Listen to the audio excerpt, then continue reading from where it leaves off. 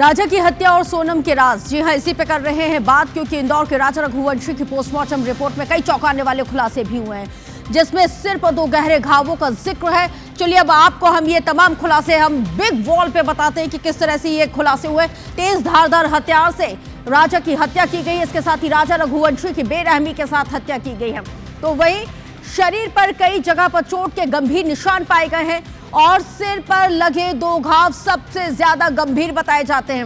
एक घाव सिर के सामने, दूसरा सिर के पीछे बताया जाता है और तेज धारदार हथियार से इस पूरी हत्या की वारदात को अंजाम दिया गया। राजा रघुवंशी की बेरहमी से हत्या की गई है और ये चौंकाने वाले खुलासे जो राजा की जो पोस्टमार्टम रिपोर्ट आई है उसके जरिए हुए हैं और ग्राफिक्स के जरिए, बिग वॉल के जरिए हम आपको बता रहे हैं कि किस तरह से राजा की बेरहमी के साथ हत्या की गई है और उसके शव पर तेज धार वाले हथियार से कई वार किए गए। रिपोर्ट के मुताबिक राजा रघुवंशी की बेरहमी के साथ हत्या और उसके सर पर चोट के निशान पाए गए हैं। तो वहीं आपको यह भी बताते चले कि 17 दिन तक सस्पेंस के बाद अब आखिरकार सोनम सबके सामने है और सोनम उत्तर प्रदेश के गाजीपुर के एक ढाबे पर पाई गई।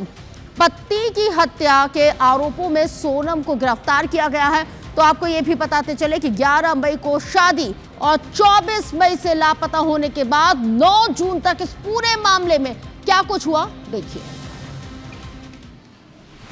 शादी लेकर आई बर्बादी, सोनम निकली बेवफा, हनीमून बना हत्याकांड, राज के लिए राजा को मारा। 11 मई को शादी के साथ शुरू हुई सोनम और राजा की कहानी का अंत अब 9 जून को सोनम के सरेंडर के साथ हुआ। लेकिन इस बीच बेगुनाह राजा ने अपनी जान गंवा दी। एक परिवार का बेटा उनसे छीन लिया गया।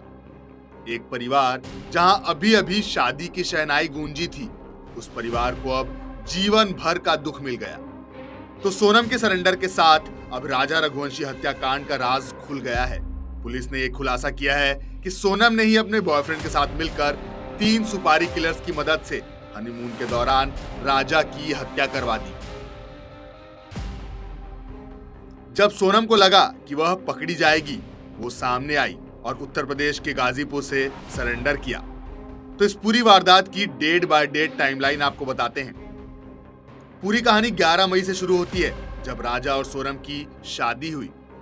शादी के बाद 20 मई को राजा और सोनम हनीमून पर मेघालय गए। पहले इन दोनों ने कामाख्या मंदिर में दर्शन किया, फिर 22 मई को दोनों शिलोंग में घूमने के लिए निकले। 23 मई को परिवार से सोनम और राजा की आखिरी बार बात हुई और फिर 24 मई को दंपति का परिवार से संपर्क टूट गया। 24 मई को परिवार से संपर्क टूटने के बाद लगातार राजा की खोजबीन शुरू हुई। सोनम और राजा केस में सस्पेंस का दौर शुरू हुआ।